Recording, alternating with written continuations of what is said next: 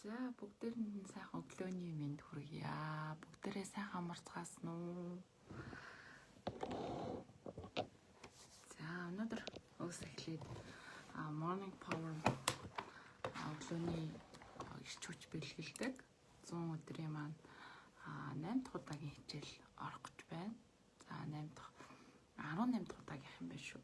За 18 дахь удаагийн хичээлээр хэдүүлээ одоо миний өгөөж гэдэг сэдвээр ярилцах болно.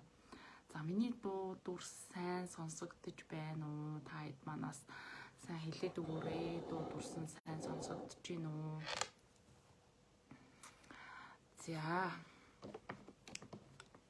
За өнгөрсөн хугацаанд бүгдээрээ сайхан наацгаасан байх. Одоо яг ажлын форум руугаа шилжих цаг болсон байгаа ах тийм ээ. Бүгдөө ажил төрлөө яг хийж эхлэх цаг нь эхэлсэн байна. За тэгээ өнөөдрөөс эхлээд хэдүүлээ бас хичээлдээ орцгоё. Хоромдоо орцгоё гэдэг шиг тийм ээ. За өнөөдөр хэдүүлээ миний өгөөж гэдэг сэдвээр ярилцсан. За тэгэхээр мэдээж би өөртөө яг юу өгч чаддаг юм, бусдад яг юу өгч чаддаг вэ гэдэг талаар хэдүүлээ ярилцсанаа гэсэн үг байгаа.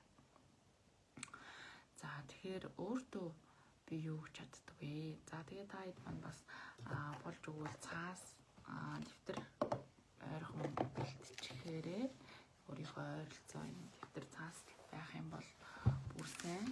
За тэгээ дэвтэр дээрээ хэдүүлээ бичицгээе. Хамтдаа бичээд хамтдаа ярилцаад явах болно. За тэгэхээр миний өгөөж гэд тэгж байгаа тийм ээ. За миний өгөөж надад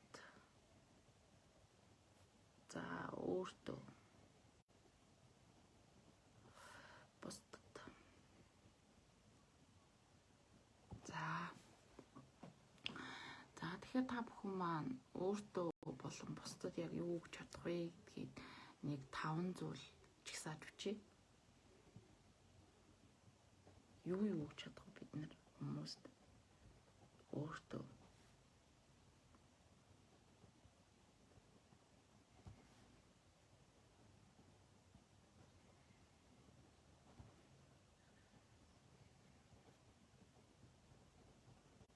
За би 5 зүйл бол биччихлээ. За тэгэхээр бид нар өөртөө хамгийн нэгдүгээрт одоо өгөх ёстой зүйл бол бусдад болон өөртөө өгөх ёстой зүйл бол нэгдүгээр хайр байгаа тийм ээ. Өөрийгөө хайрлаж чаддаг, өөрийгөө хүндэлж чаддаг, өөрийгөө одоо яг ямар хүн бэ гэдгийг нэгдүгээрт хүлээн зөвшөөрч хайрлах хэрэгтэй. За одоо жишээлбэл ингээл хүн болгон өөрийгөө биенийхээ ямар нэг юмд сэтгэл хангалуун бос байдаг шүү дээ. Шүдэндээ ч гэдэг юм. Эсвэл хамрандаа, эсвэл одоо чихэндээ ч гэдэг юм. Одоо би бол чихэндээ бас их нэлийн дург байсан. Одоо сүүлийн үед бол хичээл ном үзсэн, нээс хоош бол чихэндээ дуртай болсон. Тийм чих бол сонсох хэрэгтэй шүү дээ. Тэдний хэлбэр төрс нь бол хамаагүй. Хамгийн гол нь сайн сонсч, сайн мэдээлэл хүлээж авч ивэл тэгэл болоо тий. Тэгэхээр өөрийгөө нэгдүгээр хайрлах хэрэгтэй. За өөрийгөө хайрлах аргуудын хамгийн гоё хэлбэр бол өөрийгөө сайн хүлээн зөвшөөрөх. Хүлээн зөвшөөрөх гэдэг маань тийм ээ. Би яг одоо нэг тийм ууралгаараа юм болдог, энийгээрээ юм болдог. Би тий сэтгэл хангалуун үедээ юм болдог. Би магтуулах дуртай. Би ууралгаараа дууга болдог, гонигддаг ч гэдэм үү. Ер нь бол хүн өөрийгөө маш сайн ажиглах хэрэгтэй байдаг. Тэгснээр өөрийгөө хүлээн зөвшөөрч, өөрийгөө хайрлах. Тэ за би ч угаасаа л юм хүн шүү дээ. Тэ би ийм хүн учраас цаашдаа ингэж өөрчлөгдөе. Энэ зан чанар нь жоохон онцгүй юм байна. За энэ дадал хөвшлийг өөрчлөе. Тэ өөрийгөө хайрлая. Өглөө эрт босъё. Тэ дасгал хий. Эрүүл зөв хооллоё. Хүүхдүүдтэй эрүүл зөв хоол идүүлье гэх юм уу. Энэ бол өөрийг хайрлах нэг хэлбэр байгаа. За тэгэхээр өөртөө хамгийн түрүүнд хүлээн зөвшөөрөх гэдэг зүйлийг хийх хэрэгтэй. Өөрийнхөө одоо байгаа нөхцөл байдал би одоо өстой амар муу байна. Би юу ч чадахгүй байна гэл ингээл өөрийгөө үзээ ядаад байхгүйгээр би үнэхээр одоо юм муу байна. Одоо тэгэхээр энэ алдаанаас суралцаад цаашдаа өөрийгөө ингэж сайжруулъя. Энийг хөгжүүлъя гэд ингээд урагшлах хэрэгтэй. Тэгээд бусдад юу гэж чадах вэ гэхээр бусдад мэдээд хайр өснөөр бусдаас бид нэр хүндлэлийг хүлээж авч идэх тийм ээ. Хүндлэл гэдэг зүйлийг хүлээж авч идэх. За дараагийн чухал одоо өөртөө өгч явах зүйл бол халамж байгаа. За халамж гэдэг маань өөрийнхөө тодорхой зүйлүүд дээр одоо кэрлэх тийм ээ, туслах, өөрийгөө халамжлах, өөрийгөө одоо өөртөө туслана гэсэн үг. Тэгээ хүн өөртөө туслана гэхээр яа гэсэн үг юм бэ гэхээр одоо токсик зүйлүүд гэдэг тийм хортой одоо дадал зуршил тамиг татдаг ч гэдэг юм уу, арх удаг ч гэдэг юм уу, худлаа ярьдаг ч гэдэг юм уу, эсвэл юмыг хойшлуулдаг. Энэ хортой зуршлуудаас салахад өөртөө туслах хэрэгтэй. Яагаад гэж байгаа юм бэ гэхээр хүн өөрөө одоо энэ хорвоо ертөнцийн дээр үүсэн бий болоод амьдарч байгаа цаг хугацаанд анх удаага амьдарч байгаа болохоос анх удаага энэ амьдрал гэдэг зүйлийг мэдж байгаа учраас анх удаага одоо аливаа нэг зүйлийг хийж үзэж байгаа учраас тий за миний үгдэх юм бол сая өнгөрсөн хугацаанд аялаад ирсэн та хэд манаас мэдж байгаа анх удаага гэр бүлээрээ аялж байгаа учраас алдаа дутагдал ууд байдаг. Тэгээ тэр үед тэрийг хараад дараагийн удаад ингэх юм байна. Дараагийн удаад ингэж зохион байгуулах юм байна гэж өөртөө туслах хэрэгтэй. За бусдад халамж тавих. Тэгээ бусдад би юу гэж чадах юм гэхээр мэдээж халамж өгч чадна. За тэр маань одоо гэр бүл байж болно, найз нөхд байж болно, аав ээж хамаатан садан ах дүү хань ижил гэл бид нар хүмүүст маш сайхан санаа тавьдаг тийм ээ. Тэгэхээр энэ маань санаа тавих маань бас халамж болж болдог байх нэ. За дараагийн чухал зүйл маань болохоор бид нар өөртөө юу гэж чадах вэ гэхээр итгэлийг өгч чадна. Би чадах юм биш үү? Би хийж болох юм биш үү гэдэг итгэлийг би болгоно гэсэн. Тэгэхээр мэдээж өөртөө итгэл бий болгохын тулд яах вэ гэхээр үйлдэл хийх хэрэгтэй. За ямар үйлдэлүүдийг хийх ёстой вэ?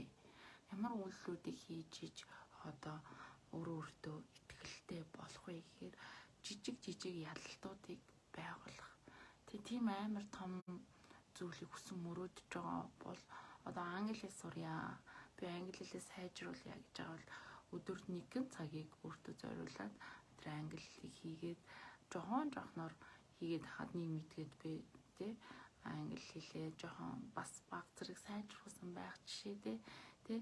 Тэгэхээр үйлдэл хийгээд хаар ингээд хүн өөртөө итгэл нэмэгдээл би чинь одоо ийм хүн тий би энийг хийж чадлаа штэ би сайн байлаа гэж өөрийгөө мотивацжуулаад өөрийгөө урагшлуулаад тэгэл явна гэсэн үг байхгүй. Тэгэхээр бусдад бид нар бас итгэл найдвар өгч чаддаг. За бусдад бид нар итгэснээр аливаа нэг зүйлийг амжуулах, хийх одоо урагшлуулах иш хүчийг өгч идэг. Урам зориг өгч идэг тийм бид нар бусдад итгэл өгснөөр урам зориг өгч идэг байх нэ. За тэгвэл өөртөө бас өгч болох зүйлийн бас нэг хэлбэр нь ирч хүч байдаг.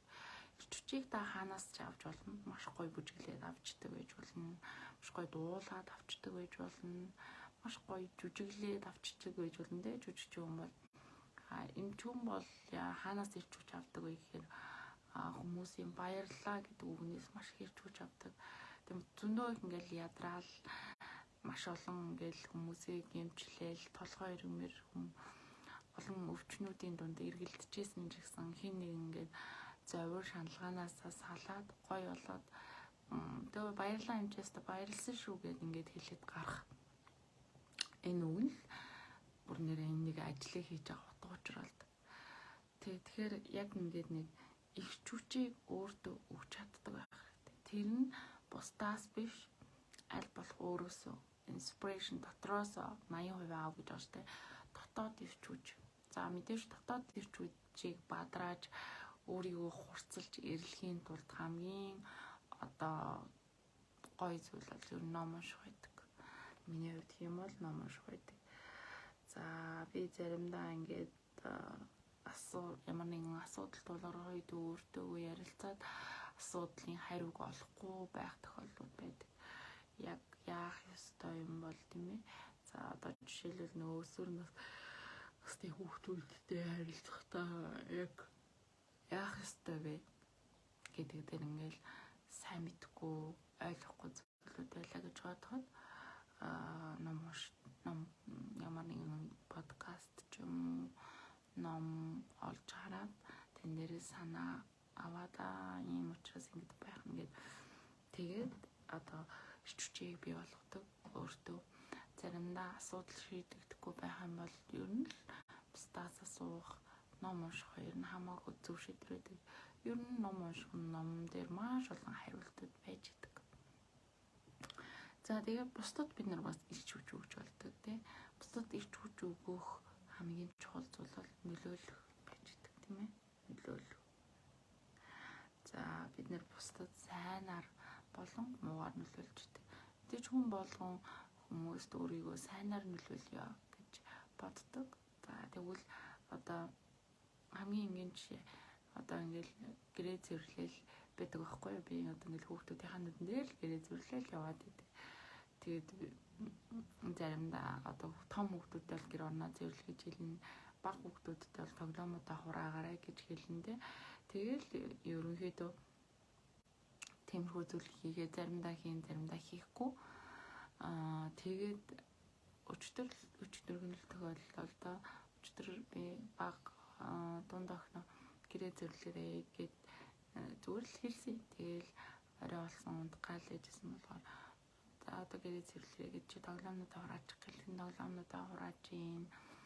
Зүгээр ажиллаа сууж байгаа байхгүй. Тэгэл хөргөн харандаануудаа хураагаад тэгжээс нэ хогоо шүрдээл тэгснэ шалаа ачаал яг тэр үйлүүд ингээд хаарсан чинь би өдөр тутамдаа тэр хүүхдүүдийн нүдэн дээр байнга хийгээд байдаг зүйлүүдийг л тэр охин маань давтаж хийж байгаа байхгүй. Тэгээд вау би бас нөлөөсөн байна гэж дотроо бодсон. Тэгтээ сайн зүйлүүдээс нөлөөлөх хэрэгтэй. Заримдаа эцэгчүүд хүүхдүүдээ ном унш гэж өглөгийн хооронд өөрөө зүгээр л өөрөө хажууд нь байнга ном уншиж харагдаад байх юм бол нэг мэдгээд хүүхдүүд маань тэг өөрсдөө номын хуудсыг эргүүлсэн сууж идэг байх жишээтэй.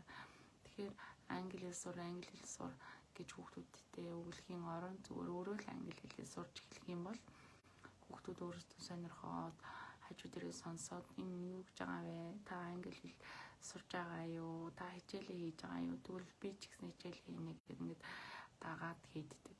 Тэгэхээр бид нар бусдад өгч чадах зүйл бол бас нөлөөлөл буюу манлайлал гэдэг зүйл байх нэ. За хамгийн чухал 5 дахь зүйл маань бол би өөртөө өгч чадах хамгийн чухал зүйлийг эрхчлөө гэж бичсэн. За хүмүүс эрхчлөөний нэг хэлбэр бол өөртөө өгж байгаа зүйлээ сонголт хийдэг. За сонголт. Бид нар үргэлжил сонголтын дунд амьдарч идэг тийм ээ. Үргэлжил сонголтын дунд амьдарч идэг шүү дээ. Одоо өглөө босоод ус уухгүй юу тий дасгал хийх үү хийхгүй юу хичээлээ хийх үү хийхгүй юу гэл тэр зүйлүүдийн дунд оршин байж амьдарч идэг Тэгвэл бид нар яагаад өөртөө их чөлөөтэй сонголтыг хийх байгаа юм бэ тий зарим хүмүүс одоо өөрийнхөө ажлыг ингээд үгүй яддаг тий яста ядаргаатай яах гэж энэ ажилд орвоо гэх юм уу эсвэл ажилд тааламжгүй уур амьсгал үүсэх үед бистэ энэ ажлыг хайнаа явна гарна тий гэж ярьдаг. Тэгээд яг одоо за үнэхээр одоо гарах гэж байгаа юм бах та гэл ингээд бодонгууд гарахгүй худлаа байждаг. Тий тэгэхээр нөгөө сэтгэл хөдлөлөөр хүмүүс их ингээд шийдвэр гаргадаг. Сэтгэл хөдлөл яг бодол санаа хоёрыг хоорондоо ерөөсөө хамаагүй хольж болохгүй. Хэрвээ холих юм бол тэр эргэлзээ үүсчтэй улмаар тэр ятгах ур чадвар нь ятгах байдал нь багасдаг. Тэгээд яг үнэндээ бол тэр ажил дээр одоо дарга нь авчирч уяагүй шүү дээ. Зүгээр өөрөө хүссэн дээрээ л өөрөө ажилд ороод өөрөө хөдөлмөрийн гэрээ байгуулаад би энийг хийнэ л гэж хэлсэн. Тэгчээд өөрийгөө эрхчлөөгүй байдалд оруулсан юм шигээр хүмүүс ингэж ярьж бодож сэтгэдэг. Би энийг хизээ мэдчихсэн байх юм. Бизнес хийгээд би ч гэсэн бас өөрөө юм баригдмал сэтгэлгээтэй байсан. Одоо ч гэсэн зарим тал дээр бас хязгаарлагдмал сэтгэдэг. Тэгээд бизнес хийгээд эхэлснээс хойш надад юу тохиолдсон бэ гэхээр би эрхчлөөтэй юм байна гэдгийг мэдэрсэн. Би хинч сахирагдахгүй юм байна гэдгийг мэдэрсэн. Тэгээд дээрэс нь би бүхнийг их боломжтой байна гэдгийг мэдэрсэн байхгүй.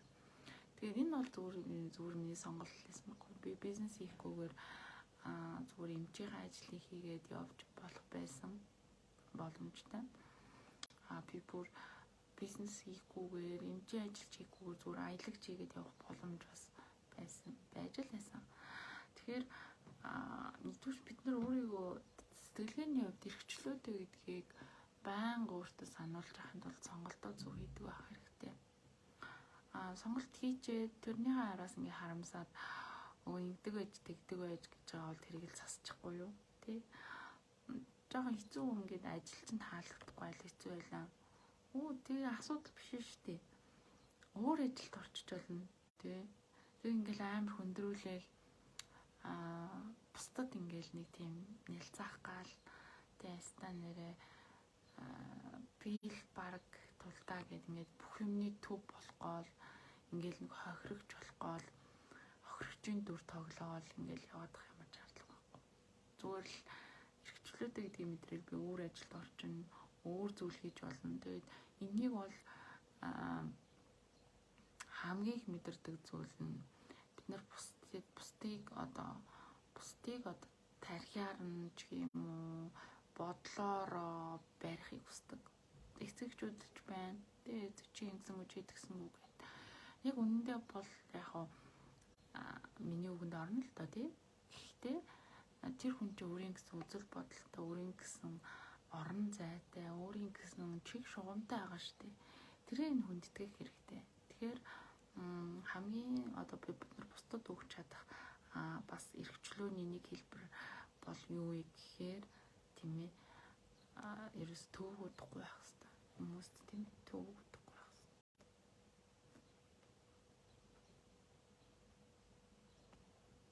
Төөгөдхгүй байх хэрэгтэй байхгүй. Тэгэхээр бусдад төөгөдхгүй байна, бусдад саад болохгүй байна, бусдад ерөөсөө саад болохгүй амьдрын гэдэг бол маш том философи юм байлээ. За тэрийг бол би Японд очоод сая аяллаар явахдаа ойлгосон. Тэгээд одоо ингэ метронд ороод суухдаа ерөөс хүний бие төрж болохгүй, тэр хүн цаад болохгүйгээр метронд өөрийнхөө биеийг авч явж сурах. Тэр бол одоо миний хувьд бол маш том сорилт байсан. Яг гэвэл монголчуудын хувьд хэд одоо жишээлбэл одоо би хантайгаа ингээл гар хөдлөлтөд явахыг хүснэ. Тэг метронд бол тийхгүй тийм ээ. Тэгээд мөн дээрээс нь одоо метронд одоо барих зөндөө байхад заавал одоо хүн түшээд авах шаардлага байхгүй ч гэх юм те. За тэгээд ингэ жоохон бид нь хүрчих юм бол муухай харна.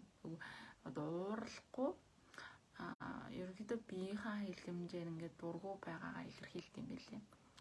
Тэгэхээр нөгөө бусдад бид нэр төв удахгүй байх нь маш чухал. Заримдаа бид нэр ингээ хүмүүсийг хүсээг байхад нь амаа орчих гэл ингээл чалчаал амар саад болдог тий. Заримдаа бид нар ингээд хүмүүсийг уулзахгүй гээд байхад нь уулзгаал дайраад байдаг. Заримдаа бид нар бараа бүтээгдэхүүн ингээд хүн авахгүй гээд байхад урдаас нь дайраад ингээд худалдаа авалт хийх гээд байдаг. Энэ зүйл бол бусдад төөгөж байгаа нэг хэлбэр. Тэгэхээр бусдад өгч чадах нэг зүйл одоо чухал зүйл бол бусдад төөгөхгүй байх тийм ээ. Тэгэхээр өөртөө өгч чадах хамгийн чухал зүйл бол хайр, халамж, итгэл, эрч хүч, эрх чөлөө гэж би тодорхойлж байна. Магадгүй та нар өөр зүйлийг бас тодорхойлж болно. Тэрийгээ доор бас комент хэсэгт гоё үлдээгээрэй гэж хэлмээр байна. За тэгээд өөртөө гоё хүлээн зөвшөөрөгдөх хэрэгтэй. Өөрийгөө хүлээн зөвшөөрч сурах хэрэгтэй. Өөртөө туслах хэрэгтэй. За мөн үйлдэл хийгээд итгэлээ нэмэх хэрэгтэй. Ном уншиж ирч хүчээ цаниглах хэрэгтэй. Тэгээд сонголт хийх хэрэгчлөө надад байгаа бөгөөд энэ сонголтыг би өөрөө л хийсэн гэдгийг хүлээн зөвшөөрөх хэрэгтэй. Зарим хүмүүс хань ажлаа сонгохдоо чамаас боллоо, аав ээжээс ч юм боллоо, чам шиг юм инээдрээ гэдэг. Гэтэл яг үндэ тэр хань ажилтаа хинж очиод цаавуудад наагаад скотч доогүй. Тэгэхээр салчж болно шүү. Хэцүү яа салчж болно. Тэр заавал ингээл амар сүртэй тийм зүйл бодох шаардлагагүй. Тэгэхээр тэр сонголтыг хийгээд эрх чөлөөгөө идэлээд хүүхдүүдэд хаппи байлгаж чадхаар бол заримдаа зойлоос гарах гэн тийм ч муу зүйл биш байдаг шүү. Тэгэхээр ажлын хувьд ч гэсэн хүмүүс амар ялтай юм шиг ажлыг хийдэг. Тэгж хийх ямар шаардлагагүй, өөр ажилд орчих, өөр ажилд ороод өөрийгөө сорьж үз, тэ өөр орчинд ороод үз. Өөр илүү сайхан хамт олон байж л таараа. Энэ хорвоо ертөнцийн танд тохирох хувь таны оршин байх нөхцөл боломж болцоо заавал байгаа. Тэргээ хайж олох хэрэгтэй. Зүгээр л гонгоноод гоншгоноод гомдлоод суух ямар ч шаардлагагүй. Тэгэхээр бид нар бизнес хийж авах бизнестэй хүртэл сонголт хийх хэрэгчлөө байгаа. Тэгэхээр бизнесээ хийж авах үед олон төрлийн зүйлийг оролдож үзэх хэрэгтэй. Гэхдээ нэг бизнестэй амжилт гаргаж тууштай байж түүгээрээ дагнаж одоо зүйлийг хийсний дараа дараагийн бизнестэй хүлтэй авах хэрэгтэй гэдгийг мартаж болохгүй. Хүмүүс олон зэрэг олон зүйл рүү орсноос болоод өвчж булчиргааж биш гэдэг шиг тийм ээ. Яг юу ч биш. Яг бизнес хийдэм үү, яг юу хийдэм бэ гэж тодорхойгүй байдаг. Маш олон газруудаар орж гаснаас болоод тэр хүний өнөөц зүйл, эрхэм нандин зүйлийг ойлгохоо болждаг гэсэн. За бусдад бол бид нар тэ юу өгч чадах вэ гэхээр хүндлэлтэй санаа тавьж болно, урам зориг өгч болно, тэ нөлөөлж болно. Бас тэгээд бид нар бусдад төв өгөхгүй байх хэрэгтэй. Тэгэх юм бол бусад хүмүүс надад төв өгөхгүй байж чадна гэсэн. Тэгээд таны бодлоор та бол өөртөө болон бусдад өгч чаддаг зүйл чинь яг юу вэ? Тэрийг бас ингээд бодоод комент хэсэгт үлдээгээрэй. Тэгээд альва нэг зүйлийг ирч хүчээ дүүргэж өглөөний ирч хүчийн лайв маань өнгийн өндөрж байна. Тэгээд та нартаа маш их баярлалаа. Тэгээд ирч хүчээр дөөрөн өнөөдрийг өнгөрүүлээрэй. Энжэл